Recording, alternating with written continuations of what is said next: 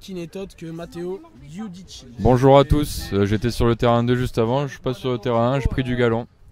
Effectivement. Donc coup d'envoi pour l'Université de Bordeaux. On va chercher à récupérer le ballon de suite là, c'est très bien tapé. Aïe aïe aïe, attention en Dommage, avant là. Chloé Dacosta qui sort en n'a pas touche. enlevé les moignes. Elle a pas enlevé les moufles. Qui laisse échapper ce ballon. Touche à venir pour l'île Maurice. Je suis dans le Castillon, je suis dans les ferveurs, les terres, pas loin de Bordeaux. Les Mauriciennes qui avaient le choix entre la touche et la mêlée, qui prennent la touche, c'est un choix un petit peu surprenant quand même, sachant que la touche à 7 elle est dure. Amigo, qu'est-ce qui s'est passé sur ce plaquage? Ballon récupéré par l'île Maurice. Écoutez, j'ai voulu foutre la tête à la première. Le type il m'a foutu sur le cul. Je te dis pas la bordel. L'épaule, elle est en train de siffler encore. Voilà, merci, Alors qu'une interview se déroulait sur alors, le terrain le match, de je synthétique propose, numéro 2. je propose, avec une mêlée pour les All Blacks. Et la belle course des Bordelaises Belle reprise aussi. qui sont bien entrés dans leur match là. C'est gagné à l'extérieur il me semble là. Ah oui. Et il y a de l'espace, elles peuvent en Ça a profiter. passé, Et ça a passé. elle a franchi à une avantage. Essai de Clara Bonheur, le premier essai de ce match, marqué par la numéro 1. Effectivement, très bel essai, hein. Très belle action construite. On vient jusqu'à la ligne de touche gauche pour écarter cette défense, puis on revient sur le retour. Les espaces se créent. Hein. Exactement, c'est du jeu à 7 comme on aime le voir, avec des passes et des essais. Il a le pétard dans le tromblon, hein, mais c'est pas un problème, hein, on le rappelle, pour cette équipe. Et la transformation qui passe pour les Bordelaises. 7-0 après seulement 2 minutes de jeu.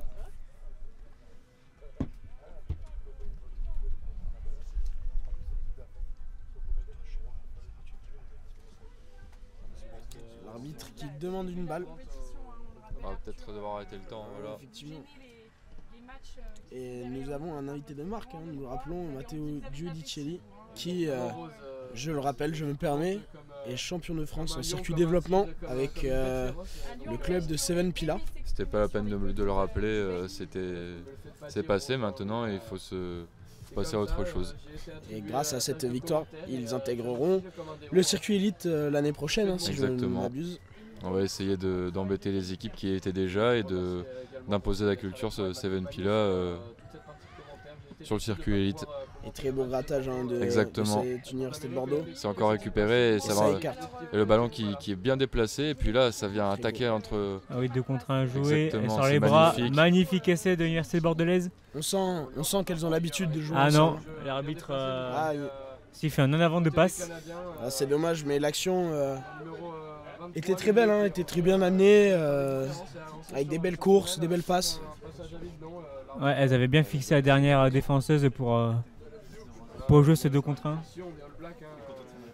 Malheureusement, la dernière passe est en avant. Ouais, c'est dommage parce que l'action était très bien amenée, comme nous l'avons dit. Et Et là, il va falloir enfoncer sur la mêlée là, mettre une grosse pression pour embêter. Et là c'est un ballon récupéré Gagné par les Françaises. Bordelaises. Et oui, et là il faut l'écarter, il faut déplacer là, Chloé Dacosta qui va aller chercher l'extérieur là. ah là là, elle met les cannes. Qui met un Accélère. post-it. Repique Oh là là, intérieur. et la joueuse Oh là là. mauricienne qui perd complètement ses appuis là. Il va avoir un petit réglage de compte dans les commentateurs. Voilà, avec un match Et ça écarte. Ah oui, très belle passe. Allez, elle peut faire la passe après. Oui, Ça ira sûrement. elle est jusqu'au passée et elle marque ça le deuxième finit en essai promise. du match. Et c'est un essai pour la numéro 5 française. 2 essais en 4 minutes, c'est parfait. C'est une très belle entame des bout. La numéro Bordelaises. 5 française qui est nulle autre que Théa Diaz. Tia Diaz. Tia, excusez-moi, c'est mon accent American qui reprend le dessus. Donc pour l'instant, en ce début de match, on voit surtout beaucoup l'université de Bordeaux. Hein. Qu'en penses-tu, Aurélien? Oui, sur les 4 premières minutes, les Bordelaises ont mis la main sur ces débuts de match. Malgré quelques petites fautes de main, alors que la transformation passe entre les poteaux. Effectivement. 14-0. Très belle transformation hein, qui n'était pas facile, très excentrée.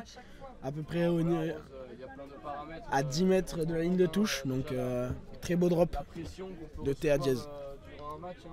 14-0 en 5 minutes de jeu pratiquement. C'est une très très belle entame de nos Bordelaises, en espérant qu'elle résiste au retour des Mauriciennes. Et là, petite en avant, oui, en avant sur la prise de balle mauricienne. Avantage d'essai aux Bordelaises, avec un numéro 7 qui se démène, qui reste à 2-3 plaquages et qui s'en va marquer le 3e essai du match. Si ça continue comme ça, on risque d'assister à un festival de la part des Bordelaises. Numéro 7, Lorelai Rigel. Voilà. Merci Mathéo.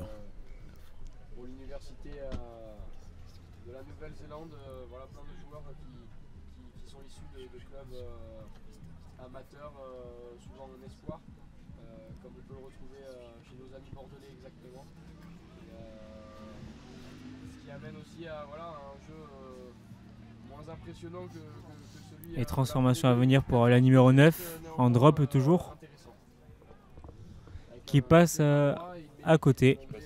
On en reste là, 19-0 pour nos Bordelaises. Et pour l'instant, c'est une mi-temps sans pour l'université de l'île Maurice. Alors qu'il reste 1 minute avant la mi-temps. Il va falloir remettre l'église au milieu du village, comme on dit, et se réveiller assez vite. Après, ce qui aide aussi beaucoup les Françaises, c'est la qualité des coups d'envoi. Il fallait il fallait que je parle pour qu'il soit raté. Le renvoi ne fait pas 10 mètres. Depuis le début, c'était très bon ces coups d'envoi et c'est un vrai point positif pour les Françaises. Effectivement, Théa Diaz qui attention, très bien. Oh, très beau plaquage de Margot Bernet. Très belle montée. Et la contre-rack peut-être non. Beau plaquage des Françaises et Margot Bernet qui vient mettre la tête dans le cambouis. Le ballon gagné. Et récupérer le ballon. Et Margot Bernet qui adore ça. Ah oui. Elle adore ça, le chocolat, je pense. Et là, c'était Diaz là, qui accélère là, très belle droite, et qui va très belle passe entre les deux joueuses. C'est magnifique là encore le post-it qu'elle vient de caler là. Oula, attention à ne pas surjouer quand même. Et c'est fait. C'est fait, encore un essai des Françaises là. Voilà, c'est fait pour les Françaises. 4e essai en 7 minutes. Lorelai Rigel.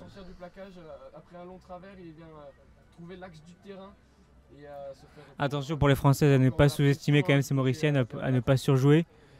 On risque de commettre trop d'erreurs et de se prendre des contres qui pourraient leur être dommageables.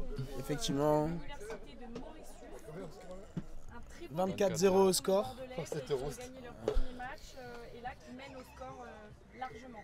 Ah, on a eu un envahissement de supporters. De supporters castillonnais. Et la transformation qui ne marche pas, qui ne passe pas, pardon. Toujours 24-0 pour les Bordelaises. Et c'est la mi-temps sifflée par l'arbitre. Et pour l'instant, on sent que... On sent une grosse domination de l'Université de Bordeaux qui est très certainement due au fait qu'elle joue beaucoup à 7 en universitaire ensemble. Faut savoir que l'Université de Bordeaux, elle est vraiment, pour les filles, en tout cas spécialisée dans le rugby à 7. Julien Gauthier, là, que vous voyez sur votre écran, il a une forte expérience à 7 et il met un point d'ordre, un point d'honneur sur le rugby à 7 les filles ont pu bénéficier d'un voyage en Afrique du Sud pour préparer cette Coupe du Monde aussi. Et notamment dans lequel vous avez fait partie, si je ne m'abuse, c'est-à-dire votre bagage à 7. Ah oui, c'est vrai que j'y étais aussi, mais c'était pas du tout pour mon bagage à 7. Nous, c'était aussi pour aussi que l'égalité des sexes soit représentée dans ce voyage. Et c'est vrai qu'Enzo Fonta aussi, vous étiez dans la liste élargie pour faire partie de ce voyage, mais malheureusement, les places étaient occupées par d'autres personnes. Effectivement, je n'avais pas pu me libérer pour un entraînement, donc on a préféré prendre d'autres personnes, mais peut-être que je n'avais également point le niveau. Et on ne va pas se voiler la face. Après tout. De l'Université de Bordeaux. Ce qu'il faut savoir que Enzo Fonta, vous avez un certain bagage aussi au rugby à 7. Vous avez terminé 3e au championnat de France universitaire avec l'Université de Bordeaux justement. Et apparemment vous aviez fait un bon tournoi de ce qu'on m'avait dit. Effectivement, on peut dire que c'était facile, que je n'étais pas fatigué car je n'ai pas beaucoup joué. Effectivement. Allez, l'Université de Bordeaux. Donc c'est vrai que j'ai quand même fait partie de ce voyage à Toulouse et ce fut une expérience assez belle. Hein. Et vous Aurélien, avez-vous un certain bagage à 7? Ah non, moi je n'ai jamais joué à 7, je préfère rester focus sur le 15 et le 10 quand j'étais en cadet. Donc je n'ai jamais atteint les phases finales en championnat malheureusement. Et peut-être qu'un jour en universitaire avec mon équipe de l'université de Bordeaux-Montaigne, on y arrivera à jouer les gros matchs.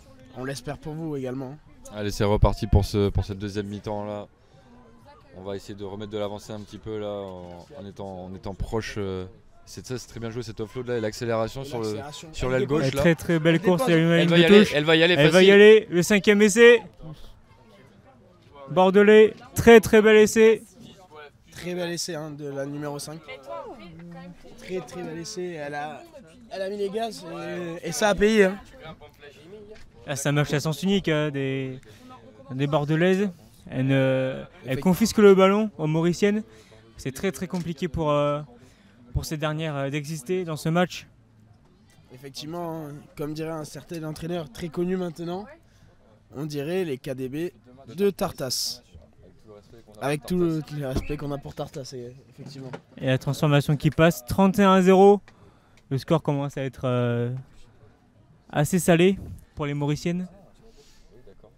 Oui, on peut le dire. Hein, en effet, un score largement dominateur hein, de nos Bordelaises qui savent mettre le grappin sur cette île Maurice, qui a planté leurs griffes. On le rappelle, hein, les Lyonnes qui ont été largement devant dans cette partie. Et là, de nouveau, ce renvoi ne fait pas 10 mètres.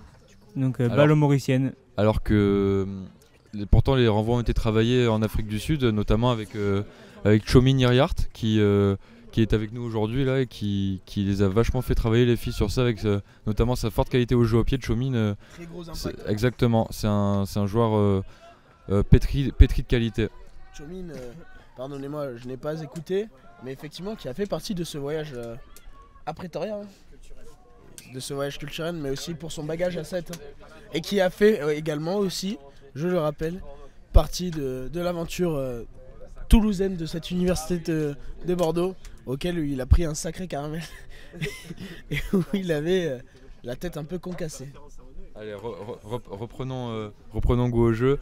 On va repartir sur une mêlée là, avec introduction pour l'université de Bordeaux, avec Emma Faubel qui introduit ce ballon et qui sort très vite.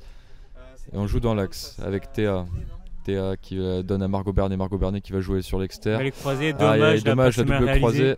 Et il appuie sur le step. Et c'est très bien joué ça. Et là il faut accélérer. Et Margot Bernet qui se démène comme un diable. C'est dommage, c'est pas ça, sont mal assurés. Une diablesse. Ça aurait pu faire. Là, pour Théa.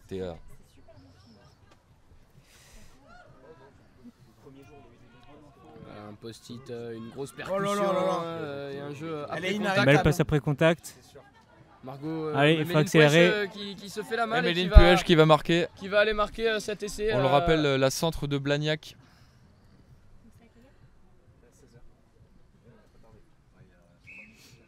Le 6e essai marqué pour les Bordelaises déjà. On peut se le dire. Et les supporters qui expriment leur amour pour cette joueuse. Attends que Aubin elle rentre. Oh, on peut dire que la maison est tombée sur le chien. On peut se le permettre. La niche est tombée sur le chien, autant pour moi. Comme je dis la maison. Et la transformation qui passe entre les poteaux, 38-0.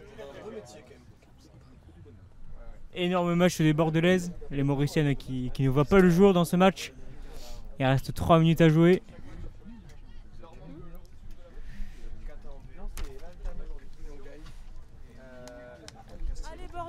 Et ça serait bien pour les Mauriciennes qu'elles marquent un essai au moins pour lever la tête.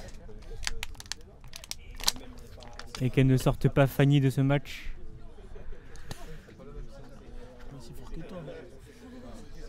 Moi je sais pas faire.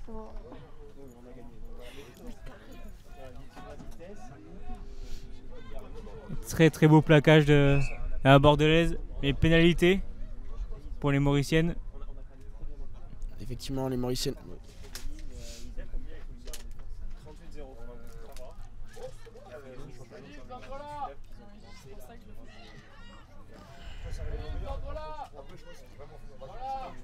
très beau plaquage à deux des Bordelaises.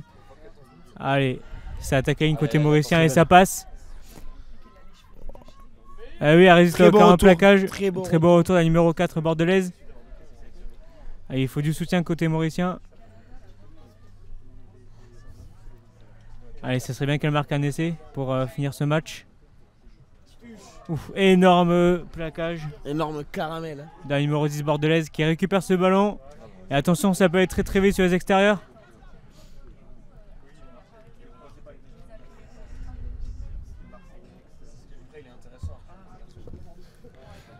Allez, l'accélération, il y a un 2 contre 2. Oh oui, très très belle passe.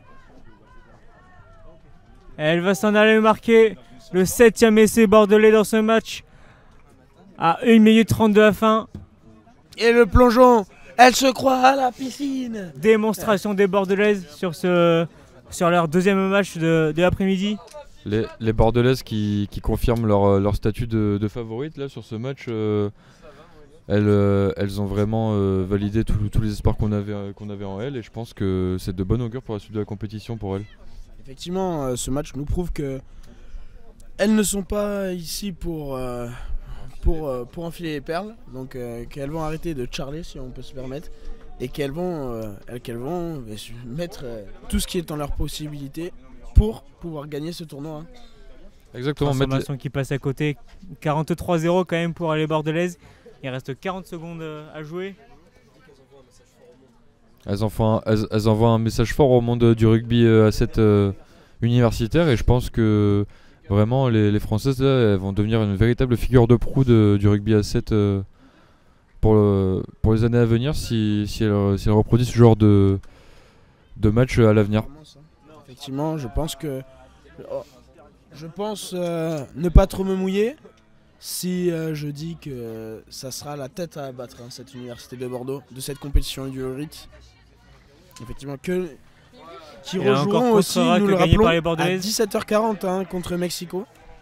Puis là, c'est Thalys qui envoie un petit peu Margot casse-pipe là. Margot qui arrive à se relever. Ah ben non, elle est pénalisée. Elle n'a pas relâché la balle. C'est pas grave, elle est fatiguée. Le match est gagné. Il faut éviter de prendre des points, comme ça on garde ce beau 0 et voilà.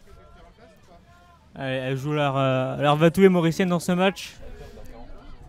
Ça serait bien qu'elle marque pour le moral, pour relever la tête un petit peu dans ce match catastrophique. Et là, le ballon n'est pas contrôlé, en avant, et l'arbitre siffle à la fin du match. Très belle performance de cette université de Bordeaux. Merci à tous de nous avoir suivis. Victoire des Bordelaises 43-0 face à l'île Maurice.